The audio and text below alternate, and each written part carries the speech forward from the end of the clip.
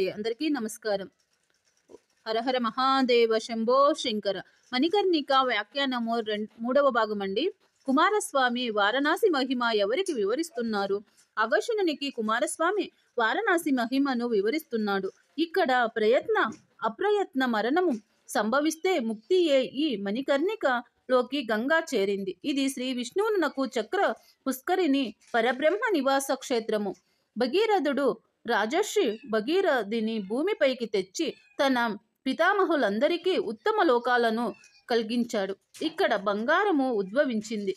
చక్ర పుష్కరిణి మణిశ్రవణము అనే పేరుతో పిలువబడుతుంది. మణికర్ణికలో గంగా చేరిన దగ్గర నుంచి ఇక దేవతలకు నిత్య ఆవాసము అయ్యింది. ఇక్కడ జ్ఞానముతో పని లేదు. గంగా స్నానము విశ్వనాథ దర్శనమే ముక్తినిస్తుంది.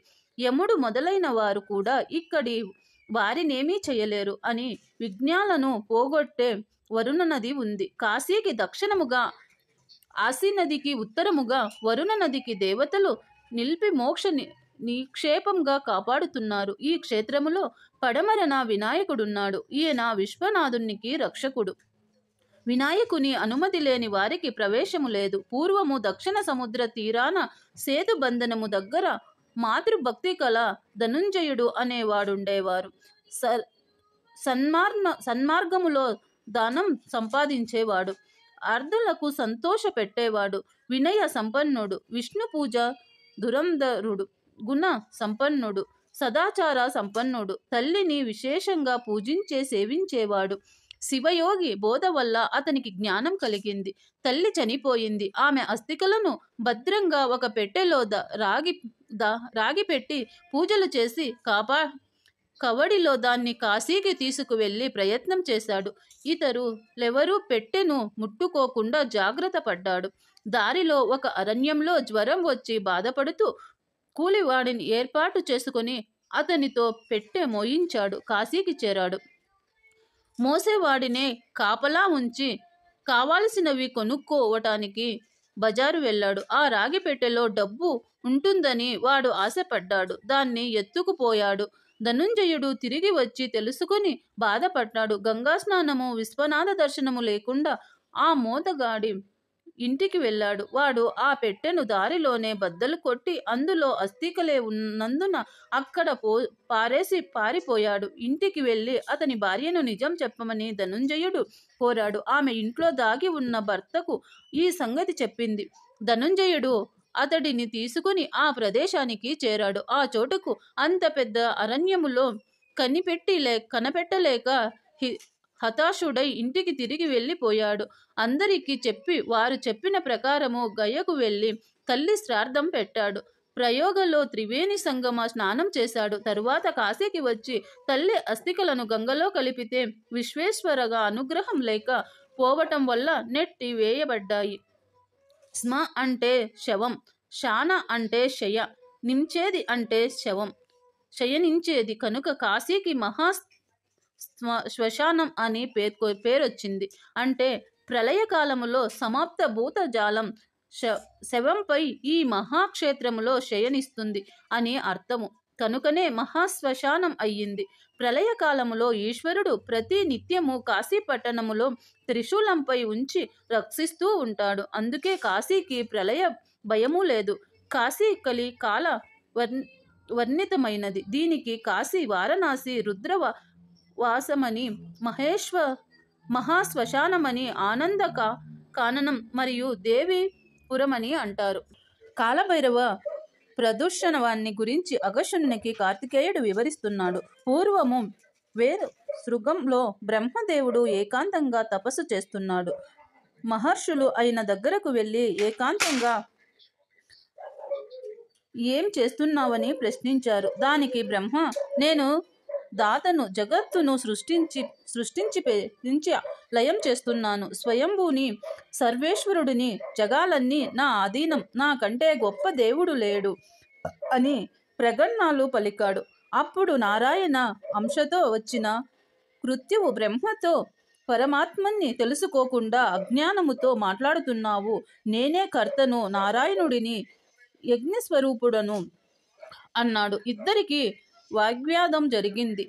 చతుర్వేదములో ప్రవీణులైన విప్రులను సాక్ష్యంగా ఉంచుకొని వారు వాదులాడుతున్నారు. వేదాలలో ఏమి చెప్పబడినదో తెలియబమని వారిద్దరూ కోరారు. వేదాలే తమకు ప్రమాణం అని తెలియజేశారు.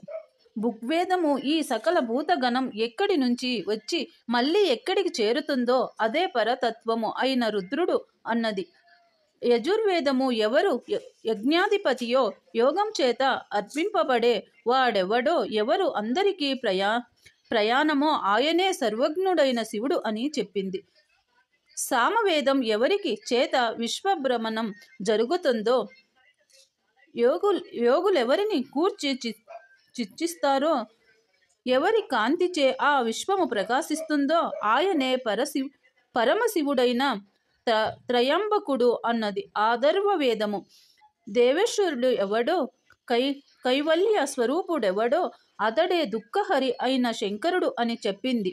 అప్పుడు బ్రహ్మ కృతువులిద్దరూ శ్మశానములో విభూతి పూసుకొని దిగంబరముగా తిరిగేవాడు, ఎద్దు నెక్కి తిరిగేవాడు సర్పభూషణుడు ఎలా బ్రహ్మత్వం పొందుతాడు అన్నారు.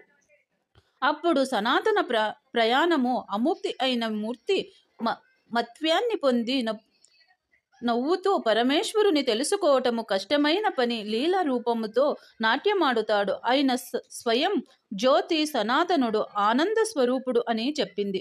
ఆయన బ్రహ్మ అజ్ఞానము నాశనం కాలేదు. అప్పుడు ఒక జ్యోతి వారి యందు ప్రత్యక్షమైంది. అది భూమాఖ్యాశాలను ఆక్రమించింది. జ్యోతిర్మండలమైన పురుషాకారముతో అది బ్రహ్మ కన్నా 5వ శిరస్సును తగులబెట్టింది.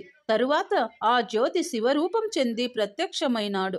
బ్రహ్మ అహంకారము చావలేదు. పూర్వము నువ్వు నా ఫలభాగం నుండి పుట్టావు, నన్ను శరణు వేడు, నేను నిన్ను రక్షిస్తా అని గర్వంగా అన్నాడు. అప్పుడు కోపంతో ఒక భైరవకారాన్ని శివుడు తన నుంచి సృష్టించాడు. శివుడు కాలభైరవునితో, నువ్వు ఈ ప్రపంచాన్ని భరించే శక్తి కలవాడవి, నిన్ను పాపభక్షకుడు అని పిలుస్తారు. కాశీలోనే నీ ఉనికి కాలమే నిన్ను చూసి భయపడే కాలభైరవుడివి అన్నాడు. అప్పుడు భైరవుడు తన ఎడమ చేతి బొటనవ్రేలితో బ్రహ్మ 5వ తలను గిల్లివేశాడు. భయపడిన బ్రహ్మ శతరుద్రయని పఠించాడు. శివుడు బ్రహ్మను ఓదార్చి, కాలభైరవునితో నువ్వు యజ్ఞాలలో మాన్యత్వాన్ని పొందుతావు. బ్రహ్మ కపాలాన్ని చేతిలో ధరించి బ్రహ్మహత్య దోషము పోవటానికి తపస్సు చెయ్యి అని చెప్పాడు. ఆ శివుడు బ్రహ్మహత్య అనే పేరు గల కన్యను సృష్టించాడు. ఆమె ఎర్రని వస్త్రాలు మెర్ర చందనము ధరించి కోరలతో కూడిన విశాలమైన నోటితో వేలాడే నాలుకతో ఒక కాలు పైకెత్తి పాశం చేస్తూ ఖడ్గము రక్తపాత్రతల పూరే చేతుల్లో ధరించి అందరినీ భయభ్రాంతులను చేసింది. శివుడు కాలభైరవునితో, నువ్వు అన్ని ప్రదేశాలలో తిరిగే అధికారము కలవాడివి, ఈమెతో పని చేయించుకో అని చెప్పి అంతర్ధానమయ్యాడు. కపాలపాణియై కాపాలిక వ్రతము ధరించి భైరవుడు త్రిలోక సంచారి అయ్యాడు. కాశీలో కాలభైరవుడు నిరంతరము సంచరిస్తూ ఏ దోషాలు రాకుండా కాపాడుతాడు. అన్ని కోరికలను తీరుస్తున్నాడు. భైరవుడు కాశీలో ప్రవేశించగానే బ్రహ్మహత్య భయపడి పాతాళ లోకానికి పారిపోయింది. దండపాణి అభిప్రాయం. పూర్వము రత్నభద్రుడు యక్షుడుండేవాడు.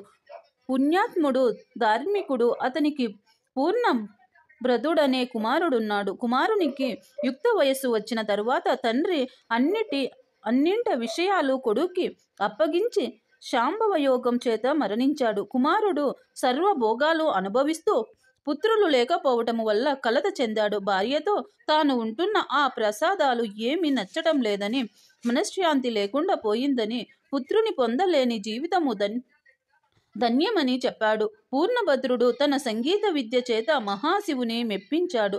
శివానుగ్రహం వల్ల భార్య కనకకుండల గర్భం దాలింది. కుమారుడు జన్మించాడు. వాడికి హరికేశుడు అని పేరు పెట్టారు.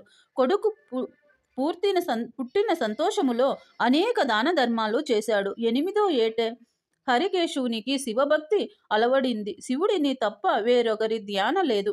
నాలుక మీద హర నామం మాత్రమే ఉండేది. దుమ్ముతో లింగాన్ని చేసి గరికతో పూజించేవాడు. తండ్రి పూర్ణభద్రుడికి కొడుకు వింత ప్రకృతి అర్థం కాలేదు. ఈ పూజలు ముసలితనములో చేసుకోవచ్చు, ముందు వివాహం చేసుకొని సంతానాన్ని కని తనకు సంతోషం కలిగజేయమని నచ్చజెప్పేవాడు. ఒక్కసారి తండ్రి గట్టిగా మందలించాడు. వాడు భయపడి ఒక రోజున ఇల్లు వదిలిపెట్టి వెళ్ళిపోయాడు. హరికేశుడు అందరికీ దారి చూపితే కాశీ నగరమే అని భావించి ఒక అరణ్యంలో ప్రవేశించి అక్కడ శివుడి కోసం ఉత్తమ తపస్సాచరించాడు. శివుడు మెచ్చి పార్వతీ సమేతంగా ప్రత్యక్షమైనాడు. అతని జుట్టు అంతా జడలు కట్టింది. శరీరం అంతా పుట్టలు పుట్టలు మాంసం లేని ఎముకల గూడుగా ఉన్నాడు. తెల్లని శరీరముతో శంఖములా మెరుస్తున్నాడు. మాంసాన్ని కీటకాలు పొడుచుకు తింటున్నాయి. అతని పింగాల దృష్టి దిగంతాల వరకు వ్యాపించి అతని తపోగ్ని అంతటా ప్రసరిస్తుంది. భక్తి తప్ప ఇంకేమీ అతనికి తెలియదు. సింహానికి భయపడ్డ లేడి పిల్లలు అతన్ని రక్షిస్తున్నాయి. పరమేశ్వరుడు వృషభ వాహనము దిగి పుట్టలో ఉన్న హరికేశుని చెయ్యి పట్టి బయటికి తెచ్చాడు. అతడు పరమేశ్వరుని సాక్షాత్కారముతో పరవశిస్తూ అప్పుడు శివుడు మెచ్చి, నువ్వు దక్షిణ దిశలో శివస్థుతి నా కనుసనలలో మెలుగుతూ ఉండు. దుష్టులను దండిస్తూ దండపాణి అనే పేరు ప్రసిద్ధి చెందుతావు అని చెప్పి అదృశ్యమైనాడు. స్కందుడు అగస్త్య మహర్షితో హరికేశుడు అనే యక్షుడే కాశీలో దండనాయకుడనే పేరుతో ఉంటున్నాడు అని, దండపాణి అనుగ్రహం లేనిదే కాశీలో ఎవరు శుంకం అనుభవించలేరని చెప్పారు. తర్వాయి భాగం అండి నెక్స్ట్ వీడియో.